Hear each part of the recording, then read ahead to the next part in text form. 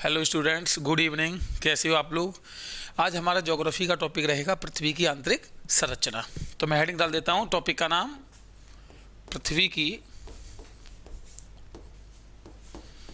आंतरिक संरचना। इंग्लिश में आप इसे कह सकते हैं द स्ट्रक्चर ऑफ इंटरनल अर्थ। आइए समझते हैं पृथ्वी की आंतरिक संरचना को एक एक करके डायग्राम बनाकर। देखिए, सबसे पहले तो मैं आपको ये बता दूं कि पृथ्वी की आंतरिक संरचना का मतलब क्या है। पृथ्वी की आंतरिक संरचना का सीधा सीधा मतलब यह है कि जैसे कि हम पृथ्वी पे खड़े हुए हैं, तो एक तो पृथ्वी का ऊपरी भाग है, यानी कि हमारे ऊपर जो वायुमंडल है। एक पृथ्वी नीचे भी है, जैसे कि यूँ मान के चलिए आप कि जैसे कि मार्कर है। अब इस मार्कर के आप देखेंगे, आप इसे ऐसे कर लें तो एक तो मार्कर का ये ऊपर वाला भाग हुआ, एक इस मार्कर के अंदर भी है, यानी कि पृथ्वी की एक हम खुदाई करें तो अंदर भी पृथ्वी है। इसको हम डायग्राम से समझ सकते हैं, देखिएगा।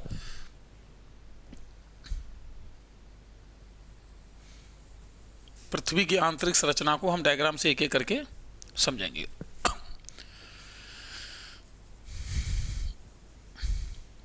ये हमने बनाया पृथ्वी की आंतरिक संरचना का एक डायग्राम।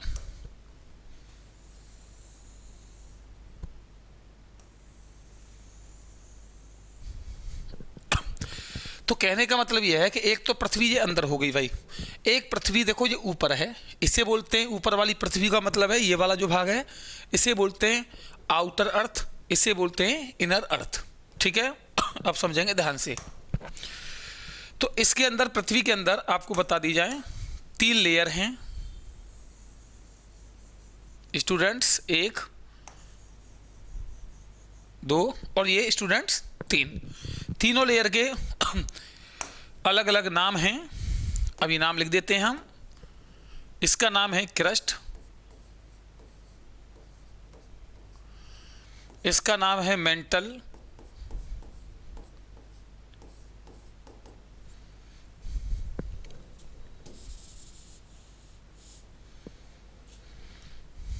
इसका नाम है मेंटल,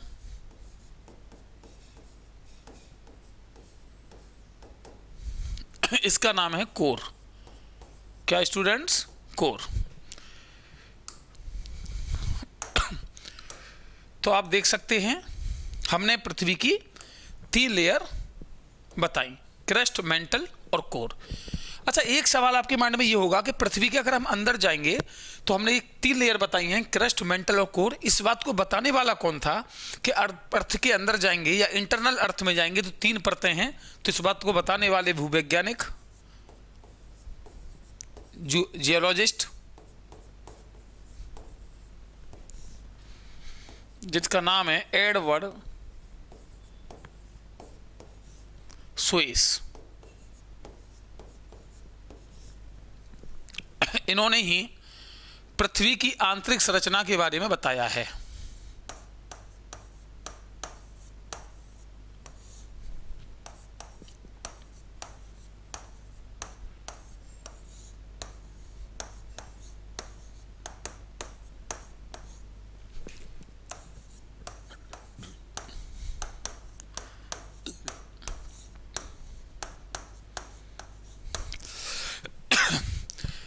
अच्छा, एक और चीज़, ये क्रस्ट, मेंटल और कोर, इन्हें हिंदी में क्या कहते हैं ये भी बहुत पूछा जाता है। आपको बता देते हैं जिससे कि बिल्कुल एकदम माइंड में क्लियर रहे पिक्चर। हिंदी में अगर इनके नाम में हम बात करेंगे तो हिंदी में इसे बोलते हैं भूपरपटी,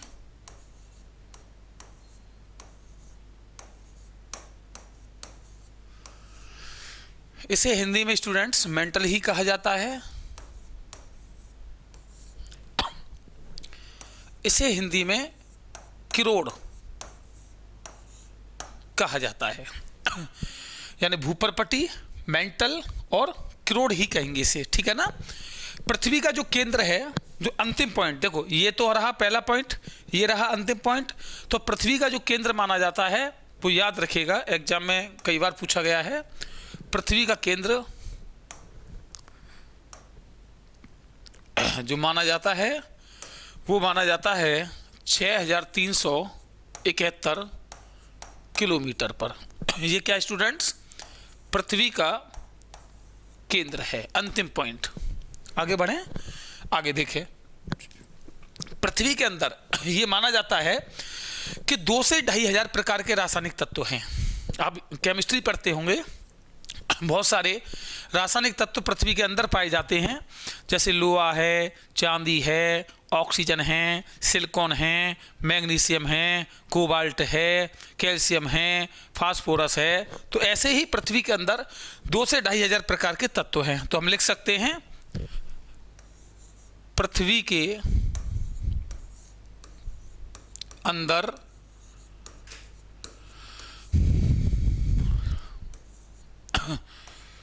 लगभग 2,500 प्रकार के रासायनिक तत्व मौजूद हैं।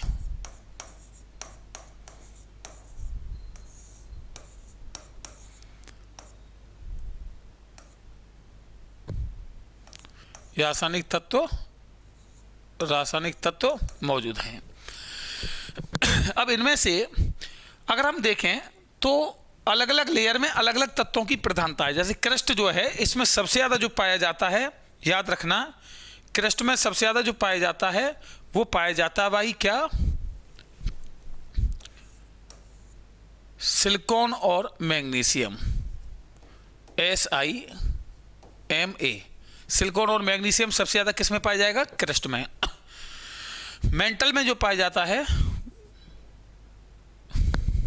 एक सेकंड रुकिएगा, जो हमारी जो ऊपर वाली क्रस्ट है इसमें सबसे ज़्यादा पाया जाता है सिलिकॉन और एल्युमिनियम यानी कि Al।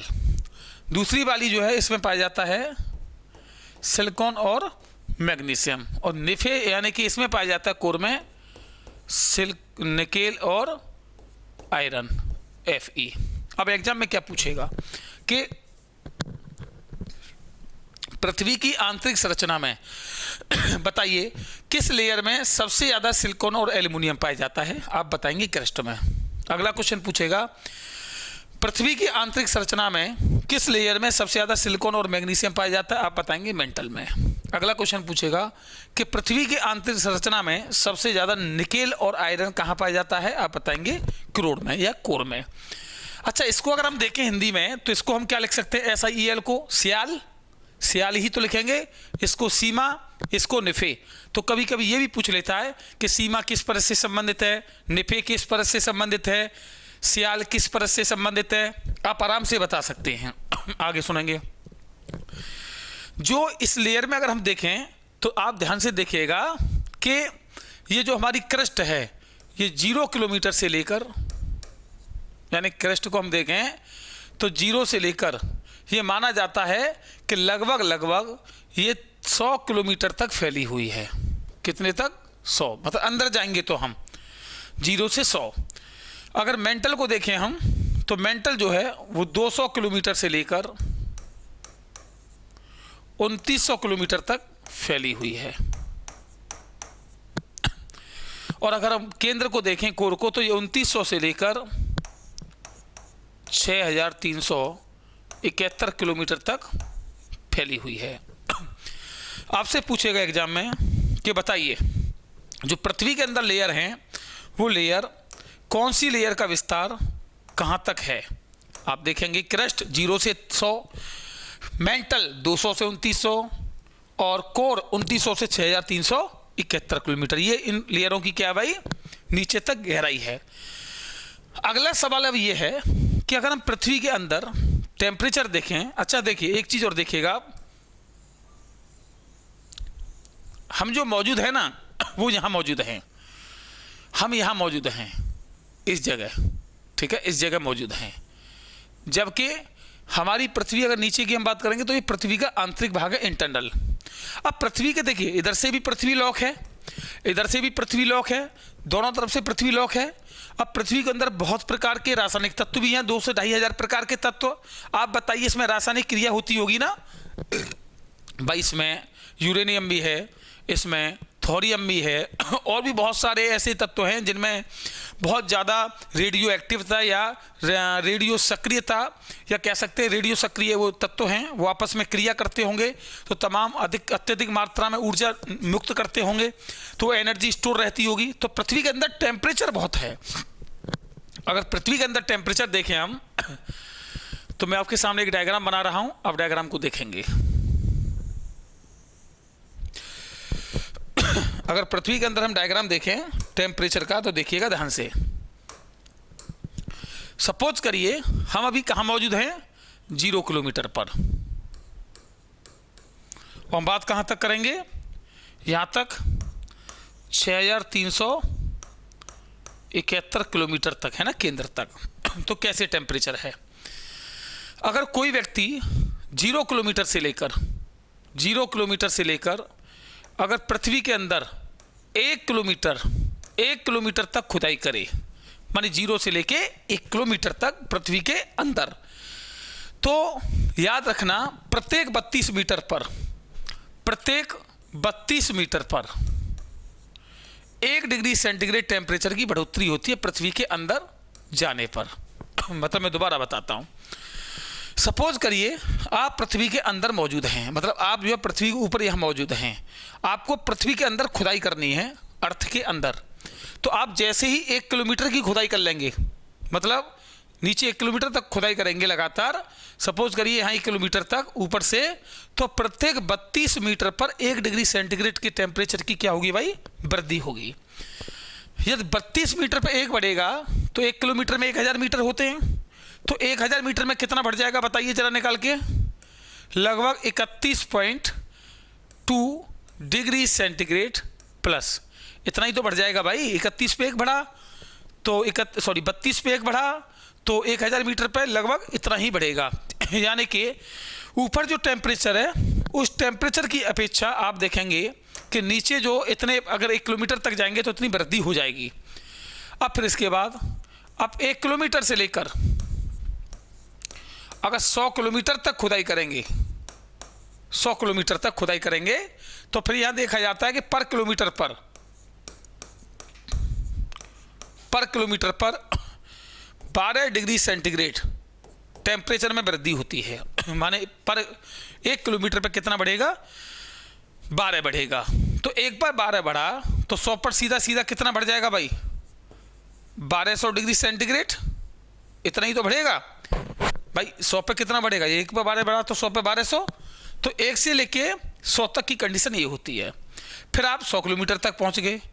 अब आप 100 किलोमीटर से लेकर अगर पृथ्वी के अंदर 300 किलोमीटर तक खुदाई करोगे, 300 किलोमीटर तक, तो यहाँ पर किलोमीटर पर 1 किलोमीटर पर मतलब यहाँ 2 डिग्री सेंटीग्रेड की बढ़ोतरी होती है। यदि 100 से 300 तक चलोगे तो 200 ही बचा भाई, 100 तक पहुंच गए, 300 तक 200 का डिफरेंस है, तो 1 किलोमीटर पे कितना बढ़ा, 2, तो 200 पे कितना बढ़ गया ओवरऑल, 400, तो यहाँ 400 डिग्री सेंटीग्रेड बढ़ जाएगा।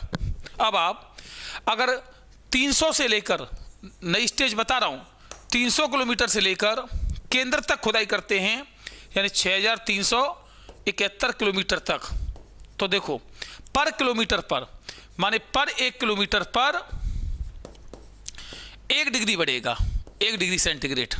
तो 300 तो हम आ गए, 6371 टोटल है, तो आप निकालेंगे तो 6071 बचा।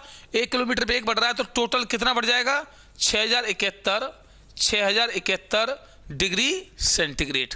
तो पृथ्वी के केंद्र का टेम्परेचर कितना हुआ, 6071 डिग्री सेंटीग्रेड, इतना ही हुआ। आप दोबारा समझिएगा। सबसे पहले मैं बता दूं, ये हमारा टॉपिक है पृथ्वी की आंतरिक संरचना।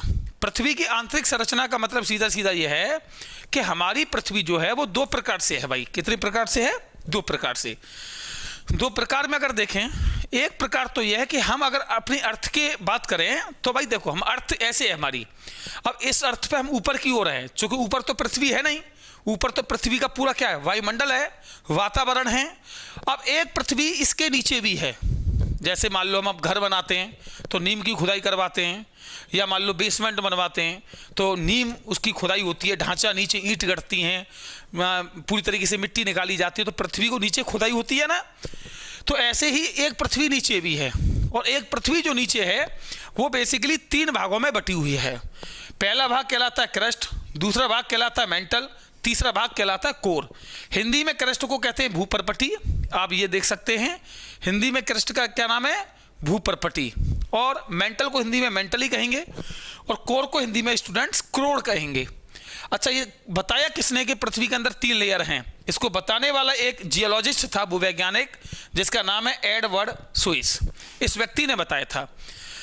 अगर पूरी पृथ्वी को देखें तो पूरी पृथ्वी का अगर 0 किलोमीटर हम यहाँ मान लें जहाँ हम रहते हैं, तो पृथ्वी का केंद्र 6371 किलोमीटर पर मौजूद है।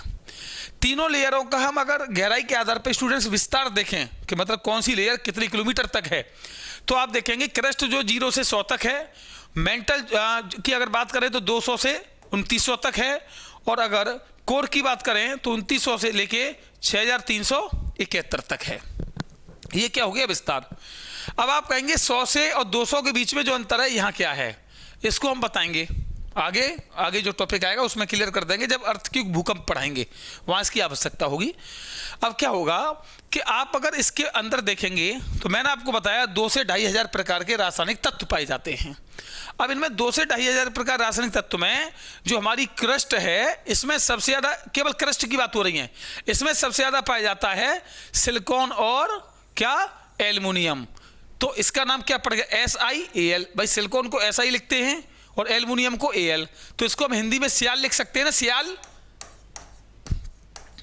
सियाल हिंदी में। तो इसे हम सियाल भी कहते हैं। आपसे एग्जाम में पूछ लेगा कि कौन सी परत जो है उसे सियाल कहा जाता है, तो आप बता देंगे क्रस्ट को। क्यों सियाल कहा जाता है, क्योंकि रासायनिक तत्वों के आधार पर, जो रासायनिक तत्व जो केमिकल यहाँ मिलते हैं, तो उनके आधार पर हमें एलिमेंट के आधार पर से क्या कहते हैं, सियाल। मेंटल में क्या पाया जाता है, सिलिकॉन और मैग्नीशियम, तो इसको नाम क्या पड़ जाएगा, सीमा। भाई SIMA को हम क्या लिखेंगे, सीमा लिख सकते हैं कि नहीं, बात समझ में। और अगर हम क्रोड़ की बात करें तो यहाँ क्या पाया जाता है, निकिल और आयरन, तो NiFe, इसको क्या लिख सकते हैं हम, निफे। क्या लिख सकते हैं, निफे। तो ये आपको याद रखना है। आगे पृथ्वी के आंतरिक संरचना के बारे में बताया किसने था, एडवर्ड सुइस ने। आगे बढ़ेंगे। अब एक बात बताइए, पृथ्वी के अंदर 2 से 2500 प्रकार के रासायनिक तत्व हैं। आप अंदाजा लगाइए कितनी गर्मी होगी पृथ्वी के अंदर। भाई यूरेनियम भी है, थोरियम भी है, तमाम कोबाल्ट, आयरन, तमाम हैवी मतलब ऐसे भी पदार्थ हैं जिनकी एनर्जी बहुत ज़्यादा होती है। आप अंदाज़ा लगा लो, यूरेनियम और थोरियम में इतनी पावर होती है कि परमाणु जैसे, न्यूक्लियर बम जैसे उससे विस्फोटक चीज़ें बन सकती हैं। तो पृथ्वी के अंदर तो भाई हज़ारों टनों में होंगे भाई। अब इतनी मात्रा के जो होंगे, तो आप बताइए आपस में जब रिएक्शन करते होंगे तो एनर्जी भी निकलती होगी, तो वो एनर्जी कहाँ जाएगी, आप ये बताइए, वो एनर्जी जाएगी कहाँ। तो एनर्जी कहीं ना कहीं अर्थ के अंदर स्टोर रहेगी, अर्थ के अंदर ही तो भंडारित रहेगी। अब पृथ्वी इधर भी लॉक है, पृथ्वी इधर भी लॉक है, इधर कहीं ऐसा तो है नहीं कि सब विंडो लगे हैं, यहाँ से कोई हवा पास हो रही है, क्लियर हो रही है, पूरी लॉक है पृथ्वी। तो पृथ्वी के अंदर जब एनर्जी स्टोर होती रहेगी तो कहीं ना कहीं वो टेम्परेचर हैवी बनेगा। तो इसलिए पृथ्वी के अंदर के जो टेम्परेचर है उसको हमने यहाँ समझा कि अगर आप पृथ्वी के अंदर जाएं, तो टेम्परेचर का एक पैमाना बनेगा। जैसे हम यहाँ 0 किलोमीटर पे हैं और यहाँ है पृथ्वी का क्या, केंद्र। अगर केंद्र को हम मान लें 6371 किलोमीटर पे केंद्र है, हम 0 पे हैं, और मान लो ऊपर जहाँ मौजूद है वहाँ का टेम्परेचर है 20 डिग्री सेंटीग्रेड। तो अंदर जाएंगे तो वो कैसे होगा। सबसे पहले आप 0 किलोमीटर से लेकर 1 किलोमीटर तक जब खुदाई करेंगे, प्रत्येक 32 मीटर पर 1 डिग्री सेंटीग्रेड टेम्परेचर की बढ़ोतरी होगी। अब 32 मीटर पे 1 बढ़ा तो 1 किलोमीटर तक कितने बढ़ेंगे, 1 किलोमीटर में 1000 मीटर होता है, तो 32 पे 1 बढ़ता है तो 1000 मीटर पर 31.2 बढ़ जाएगा। फिर 1 किलोमीटर से लेके 100 किलोमीटर तक अगर जाएंगे तो पर किलोमीटर पर 12 बढ़ता है। अलग अलग हिसाब किताब है, 1 किलोमीटर तक बढ़ेगा तो प्रत्येक 32 मीटर पर 1 किलोमीटर में ओवरऑल 31.2 हो गया। और अगर आप 1 से लेकर 100 तक जाएंगे तो पर किलोमीटर में 12, तो 100 किलोमीटर तक 1200 बढ़ गया। फिर 100 से लेकर 300 तक जाएंगे तो यह पर किलोमीटर पे 2, तो यहाँ 400 बढ़ गया। फिर आप 300 से लेके और केंद्र तक जाएंगे तो 6071 ही बढ़ेगा, चूंकि 300 तो पहले हम पहुंच चुके हैं और 6071 ये हो जाएगा। समझ में आ गया? तो केंद्र का टेम्परेचर पृथ्वी का कितना निकल कर आया? 6071 डिग्री सेंटीग्रेड। आप इसे फटाफट नोट कर लें एक बार, फिर मैं आगे बढ़ूंगा नेक्स्ट टॉपिक। इसमें एक बार नोट कर लें फटाफट स्पीड में।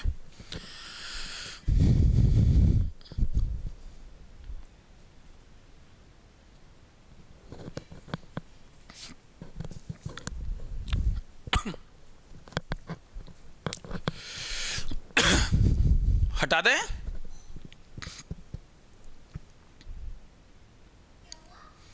फटाफट नोट करें।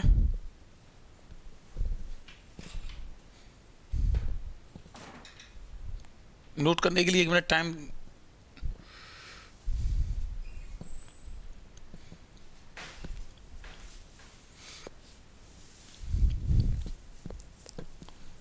हटा दें भाई, अभी चलने दो।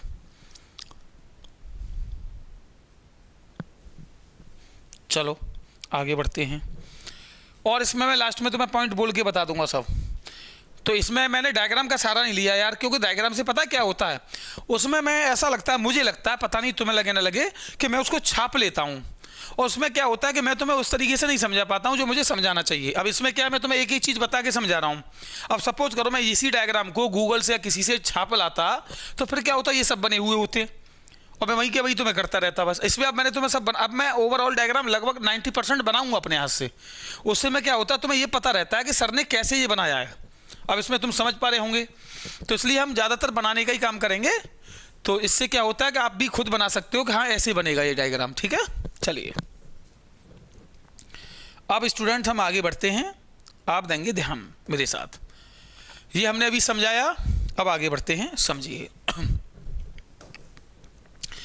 अब स्टूडेंट हमने एक चीज समझी कि पृथ्वी के अंदर जो टेम्परेचर है वो लगभग 6000 डिग्री सेंटीग्रेड है केंद्र में, अभी हमने समझा।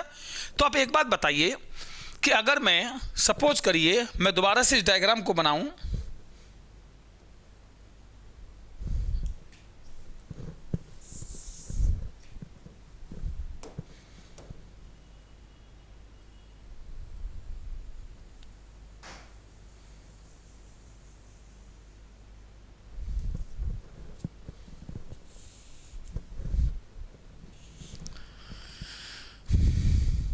अगर मैं दोबारा से इस डायग्राम को बनाऊं, आप मेरे साथ बनाएंगे क्योंकि हमें एक एक चीज क्लियर करनी है।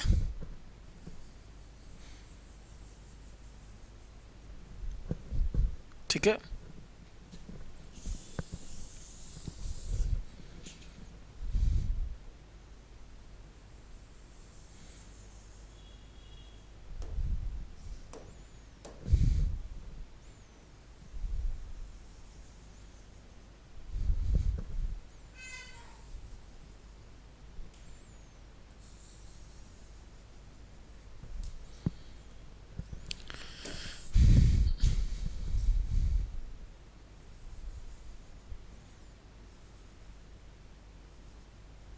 तो ये डायग्राम हम दोबारा से बना रहे हैं समझने के लिए। स्टूडेंट्स, पृथ्वी के केंद्र का टेम्परेचर हमने कितना बताया था?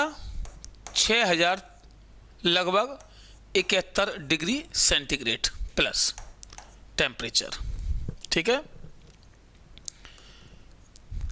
अब आप एक बात बताइए कि 6071 डिग्री सेंटीग्रेड टेम्परेचर है केंद्र का, तो टेम्परेचर आप बताइए ऐसे चलेगा ना ऊपर की ओर? भाई पृथ्वी के अंदर अगर टेम्परेचर हैवी होगा तो आप बताइए ये ऊपर की ओर चलेगा कि नहीं चलेगा? चलेगा। अब यहाँ जो और तत्व मौजूद होंगे पृथ्वी के अंदर, जो रासायनिक तत्व हैं 2 से 2500 प्रकार के, ये जो टेम्परेचर है उनके पास पहुँचेगा। भाई उनके पास पहुँचेगा, जब उनके पास पहुँचेगा तो ये तत्व कैसे हो जाएंगे? पिघल जाएंगे। भाई पिघली अवस्था में होंगे कि नहीं होंगे? अरे यार कमेंट भी तो नहीं करते हो आप लोग, जिससे पता रहे। पिघली अवस्था में ये पहले कैसे थे? ठोस। अब ये कैसे हो जाएंगे? टेम्परेचर पहुंचने के बाद पिघल जाएंगे। अब पिघलने के बाद ये गैस बनेंगे, गैस के बाद फिर ये ऊर्जा में कन्वर्ट होंगे। ये ऊर्जा संरक्षण का नियम है कि कभी भी हीट जो एनर्जी होती है वो नष्ट नहीं होती, वो एक से दूसरे रूप में कन्वर्ट होती है। ये आप लोगों ने पढ़ा होगा। अब एक बात बताइए, पहले ये ठोस थे, अब ये पिघल गए, फिर पिघलने के बाद गैसीय अवस्था में आएंगे, अब ये गतिज ऊर्जा में बदलेंगे। तो जब गतिज ऊर्जा में बदलेंगे तो यानी कि जो पृथ्वी के ऊपर की ओर भागेंगे, अरे भागेंगे कि नहीं, इस तरीके से ऊपर की ओर भागेंगे। तो जब ये ऊपर की ओर भागेंगे तो मुझे आप एक बात बताइए, ये पृथ्वी के किससे टकराएंगे भाई, पृथ्वी के किससे टकराएंगे, एक मिनट मारकर।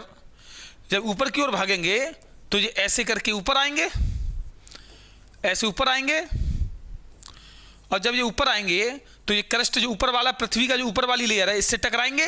तो कंडीशन क्या होगी, एक कंडीशन तो ये होगी कि ये तत्व जो हैं टकराने के बाद सीधा सीधा ऐसे करके बाहर निकल आएंगे, बाहर निकल आएंगे, राइट, बाहर निकलेंगे। भाई इनमें अगर एनर्जी ज़्यादा हुई तो ये पृथ्वी से टकरा के धरातल को तोड़कर ये बाहर आ जाएंगे, आएंगे कि नहीं, स्पीड इनमें होगी तो बिल्कुल बाहर आ जाएंगे। जब ये बाहर आएंगे तो अच्छा ये कैसी अवस्था में थे, पिघली अवस्था में, लेकिन जैसे ही धरातल पर आए तो धरातल पर आने के बाद इन्हीं पिघली अवस्था के तत्वों को कहते हैं मैग्मा। क्या कहेंगे बताइए फटाफट, मैग्मा, मैग्मा। यानी कि जब ये धरातल पर आ गए पृथ्वी को तोड़कर तो ये क्या कहलाए, मैग्मा। अच्छा जब मैग्मा जब धरातल पर आएगा, आप एक ही चीज समझिएगा मेरे साथ, जब ये मैग्मा धरातल पर आया तो इस मैग्मा का अगर हम रासायनिक संगठन समझें, रासायनिक संगठन मतलब इसका हम केमिकली फॉर्मूला समझें, मतलब इसमें क्या क्या मैग्मा में था, तो उसे समझिएगा क्या क्या होगा। मैग्मा में एक तो स्टूडेंट्स याद रखिएगा गैसें थी, भाई नीचे से जब तोड़ के आएगा तो गैसें भी आएंगी। मैग्मा में H2O था, जलवाष्प। मैग्मा में राख भी थी, चूंकि नीचे से जल के आया है पदार्थ, राख भी थी। मैग्मा में पत्थर के टुकड़े भी थे। तो मैग्मा जब नीचे से निकल कर आया तो मैग्मा में गैसें कौन कौन सी थी, सल्फर डाइऑक्साइड गैस थी, नाइट्रोजन गैस थी, हाइड्रोजन गैस थी, हीलियम गैस थी, ये सब गैसें होंगी। लेकिन मैग्मा में सबसे ज़्यादा जो चीज़ पाई जाएगी वो पाई जाएगी जलवाष्प। कितनी, ओवरऑल 60 से 70%। आपसे एग्जाम में पूछेगा कि पृथ्वी के अंदर से जो पिघला पदार्थ निकलता है जब वो धरातल पर आ जाता है जिसे आप मैग्मा कहते हैं, उसमें कितने परसेंट जलवाष्प पाया जाता है, 60 से 70। ये आपसे पूछ लेगा कि जो पृथ्वी के अंदर से जो पिघला पदार्थ निकल कर आता है उसे धरातल पर क्या कहते हैं, मैग्मा। मैग्मा में सबसे ज़्यादा क्या पाया जाता है, जलवाष्प। कितने परसेंट, 60 से 70%। अब आप एक बात बताइए, जब ये मैग्मा पृथ्वी के धरातल पर आएगा स्टूडेंट्स, आप बताइएगा स्वयं, तो धरातल पर आने के बाद क्लियर एकदम स्पष्ट करना, जब ये धरातल पर आ जाएगा तो क्या धरातल पर आके ये वायुमंडल से क्रिया नहीं करेगा।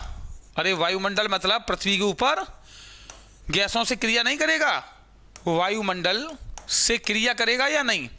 तो जब ये वायुमंडल से क्रिया करेगा तो एक बात बताइए, क्रिया करने के बाद ये क्या, नीचे से जब ये मैग्मा आया था तो मैं आपको बता दूं इस मैग्मा का जो टेम्परेचर था वो लगभग 1200 डिग्री सेंटीग्रेड टेम्परेचर था इस मैग्मा का जब ये आया था। तो जब ये ऊपर आएगा तो 1200, जब वायुमंडल से क्रिया करेगा तो ये क्या हो जाएगा, आप स्वयं बताइए, ये ठंडा होगा या नहीं होगा। तो ये क्या हो जाएगा, ठंडा हो जाएगा, ठंडा। अब ये ठंडा क्यों होगा, क्योंकि इससे जो इसमें जो गैसें आई हैं वो गैसें सब क्या होंगी, उड़ जाएंगी। तो इससे गैसें क्यों उड़ जाएंगी, क्योंकि वायुमंडल से क्रिया करेगा। जब इससे गैसें उड़ेंगी तो मैग्मा कैसा हो जाएगा, बगैर गैस का, अरे विदाउट गैसेस हो जाएगा, बगैर गैस का हो जाएगा कि नहीं। तो ज्योग्राफी में जब मैग्मा में से जब गैसें उड़ जाती हैं तो इसी गैस रहित मैग्मा को हम कहते हैं लावा। क्या कहते हैं भाई, लावा। आपसे एग्जाम में पूछ ले कि लावा किसे कहा जाता है तो आप बता देंगे जो मैग्मा निकल कर आया है धरातल पर, उस मैग्मा में गैसें हैं, जब वो गैसें उड़ जाएंगी तो वो गैस रहित मैग्मा, विदाउट गैसेस मैग्मा बन जाएगा। और इसी मैग्मा को हम, जिससे गैसें उड़ चुकी हैं, जो विदाउट गैसेस पार्ट हो चुका है, उसी मैग्मा को हम क्या कहते हैं? लावा कहते हैं। या यूँ कह सकते हैं मैग्मा गर्म होता है जिसका टेम्परेचर 1200 डिग्री सेंटीग्रेड होता है प्लस में, और लावा ठंडा होता है। जब यही लावा, याद रखना, जब यही लावा क्या होगा, लावा यही लावा जब ठंडा होके जम जाएगा तो ये क्या बन जाएगा? चट्टान, रॉक्स, चट्टान। तो इन्हीं से बनी चट्टानों को क्या कहते हैं? आग्नेय चट्टान, या इंग्लिश में इग्नेस रॉक्स। इसी से कौन सी चट्टान बनती हैं? आग्नेय चट्टान बनती हैं। हालांकि ये टॉपिक हम किस में बताएंगे? ज्योग्राफी के जब रॉक्स टॉपिक आएगा वहाँ एकदम क्लियर कर देंगे। यहाँ आप केवल इसी टॉपिकों को समझो। आगे बढ़ जाएं भाई, कोई दिक्कत? जैसे अनु करते रहो भाई, फटाफट आगे बढ़ते हैं। चलिए अगला टॉपिक समझेंगे। अब ये मैग्मा जब पृथ्वी के धरातल पर आया तो इसकी स्पीड क्या थी? स्पीड बोले तो इसकी गति क्या थी? तो गति समझिएगा मेरे साथ आप। इसकी गति स्टूडेंट्स 800 किलोमीटर प्रति घंटा से, 800 किलोमीटर प्रति घंटा से 1200 किलोमीटर प्रति घंटा इसकी स्पीड थी। आप अंदाजा लगाइए यार, इतनी स्पीड से, वाह भाई वाह, इतने स्पीड से मैग्मा निकल कर आया। इस तरीके ना, जैसे आप दिवाली पे वो चलाते हो, क्या बोलता है वो, उसको बोलते हैं ना कुछ यार, याद नहीं आ रहा मुझे, जो आप चलाते हो ना ऐसे करके उससे निकलता है, ऐसे करके, वो जो कुल्लड़ बोलते हैं गाँव में, कुल्लड़ चलाते हैं ना, कुल्लड़। अब तुम्हारे यहाँ पता नहीं कौन से यार अलग अलग लैंग्वेज होती हैं। तो अनार, अनार ध्यान आ गया, अनार कहते हैं उसे। तो अनार जो चलाते हैं उस तरीके से वो ऐसे फुलझड़ी सी फैलती हैं, ऐसे मैग्मा फैलता है। मैं आपको किसी दिन, अभी कल या परसों में इसका पूरा लास्ट टॉपिक कंप्लीट होगा तब दिखाऊंगा आपको क्लियर बना के। अभी तो स्टेज पहली है ना, तो इसलिए मैं आपको समझा रहा हूँ। इस तरीके से देखो, इस तरीके से मैं आपको जल्दबाजी में दिखाऊंगा एक बार बना के। तो ऐसे ऐसे फैलेगा, मतलब दोनों साइड।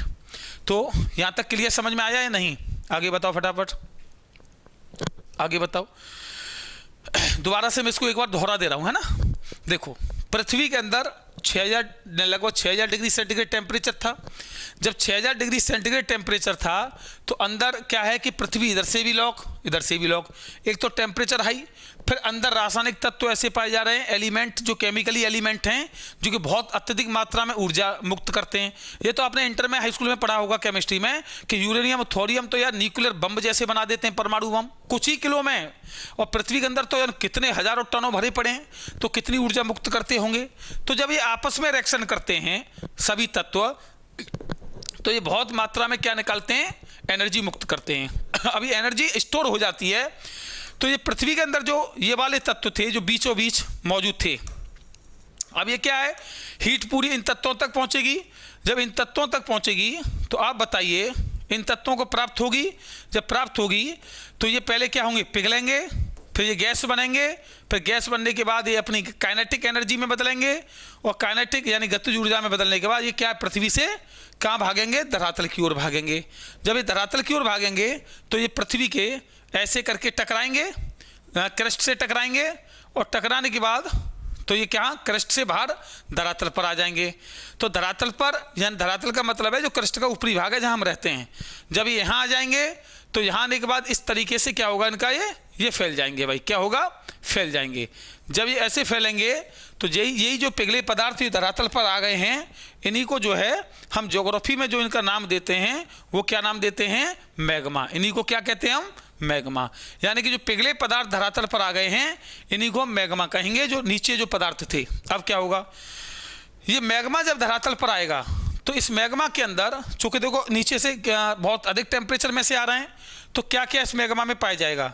मैग्मा में गैसेस होंगी, मैग्मा में जलवाष्प होगी, मैग्मा में राख होगी चूंकि अधिक टेम्परेचर था, मैग्मा में कंकड़ पत्थर निकलेंगे। अब मैग्मा में गैसें कौन सी होंगी? मैग्मा में सल्फर डाइऑक्साइड गैस होगी, मैग्मा में नाइट्रोजन होगी, मैग्मा में हाइड्रोजन होगी, मैग्मा में हीलियम होगी। लेकिन मैग्मा में गैसों में सबसे ज़्यादा पूछ ले तो सल्फर डाइऑक्साइड होती है SO2, और मैग्मा में ओवरऑल में सबसे ज़्यादा पूछ ले तो H2O पाया जाता है, जलवाष्प। मैग्मा में ओवरऑल का H2O 60 to 70% होता है, 60 से 70। इसलिए कई बार ये SSC वगैरह में पूछा है कि मैग्मा में जो है वो कितना परसेंट H2O पाया जाता है तो आप बता देंगे स्टूडेंट्स 60 से 70%। मैग्मा जब धरातल पर आता है तो उसकी गति की अगर बात करें तो लगभग गति अगर देखेंगे 800 किलोमीटर प्रति घंटा से 1200 किलोमीटर प्रति घंटे की इसकी गति होती है। इसके अलावा अगर मैग्मा में आप इसका मैग्मा का धरातल पर ये आता है तो टेम्परेचर देखेंगे तो 1200 डिग्री सेंटीग्रेड, यानी कितना अधिक टेम्परेचर होता है। अब ये मैग्मा धरातल पर आ गया, जब धरातल पर आएगा तो ये किससे क्रिया करेगा? वायुमंडल से क्रिया करेगा। अरे आप बताइए, जब ये धरातल पर आएगा तो वायुमंडल से क्रिया करेगा कि नहीं? तो जब ये वायुमंडल से क्रिया करेगा खुले में तो इससे क्या होगा? सब गैसें उड़ेंगी। तो गैसें उड़ जाएंगी तो विदाउट गैस मैग्मा बचेगा। विदाउट गैस मैग्मा ठंडा, मतलब जब मैग्मा से गैसें उड़ जाएंगी तो ये कैसा हो जाएगा? ठंडा। अरे दूध को आप एक बात बताइए, जब गैस पे गर्म करते हो तो गर्म रहेगा, लेकिन आप दूध को खुले में रख दोगे तो ठंडा नहीं होगा। तो वो दूध ठंडा क्यों होता है? क्योंकि उसमें से गैसें उड़ गई।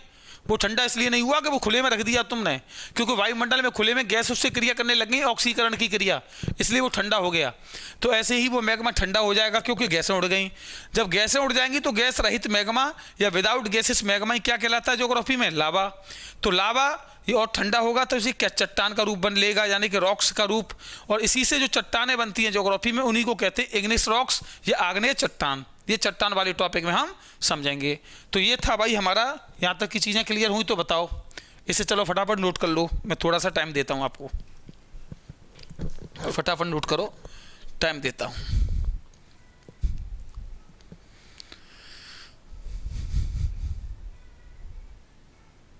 क्लियर, समझ में आए? ठीक है, चलिए भाई। तो देखो एक तो हमने ये समझाया आज, ठीक है। और देखो एक ये वाला टॉपिक था हमारा, हमारी होगी टॉपिक 2। एक ये था, देख लीजिए, और एक हमारा स्टूडेंट टॉपिक जो था वो ये है, ठीक है। समझ में आए होंगे आपके। और आप जो है ना वीडियो को पूरा देखा करिए। आप जो वीडियो को अधूरी देखते हैं ऐसे काम नहीं बनेगा, नोट्स नहीं बन पाएंगे। और ज़्यादा से ज़्यादा लाइक भी करिए, शेयर करिए, है ना। ज़्यादा सब्सक्राइब करवाइए, चैनलों को आगे बढ़ाते रहिए एक दूसरे को, है ना। कमेंट तो खैर आप करते जो नहीं हैं, क्योंकि आप उसको पढ़ें, कुछ आए आप पे, कुछ सीखें तो कमेंट करें। नहीं तो वही है कि भैंस के आगे बीन बजाना, कुछ पढ़ते तो हो नहीं, तो कमेंट कहाँ से करोगे? पढ़ा करो इन चीज़ों को और पूछा करो, कहीं दिक्कत हो तो। ऐसे काम नहीं चलेगा। बहुत ज़्यादा मेरिट हाई जा रही हैं आजकल, समझ में आ रहा है ना। और कल आपके हम इसी टॉपिक को आगे बढ़ाएंगे। कल हम आपको ज्वालामुखी कैसे आता है, वॉल्केनो, चट्टान कैसे बनती हैं, ये टॉपिक अब डेली चलेंगे। ज़्यादा से ज़्यादा पढ़ाई करो। कहीं दिक्कत आए मुझे आधी रात तुम कमेंट कर दो। मुझे बुरा क्यों लगता है कि कमेंट नहीं करते हो? मैं तो तुम्हारे लिए यार इतनी मेहनत करता हूँ कि कैसे भी स्टूडेंट का सिलेक्शन हो, कैसे भी आगे बढ़ें, और तुम लोग पढ़ते भी नहीं हो। तो मुझे ऐसे मैं क्लास में भी यही कहता हूँ तुमसे ऑफलाइन में कि पूछता वही है जो पढ़ता है। तो पढ़ा करो ज़्यादा से ज़्यादा। जब पढ़ोगे तभी तो आपके डाउट आएंगे, जब पढ़ोगी नहीं तो डाउट कहाँ से बनेंगे। तो बस आज के लिए इतना। जय हिंद। आप अच्छे से पढ़िए। सभी के लिए शुभकामनाएं।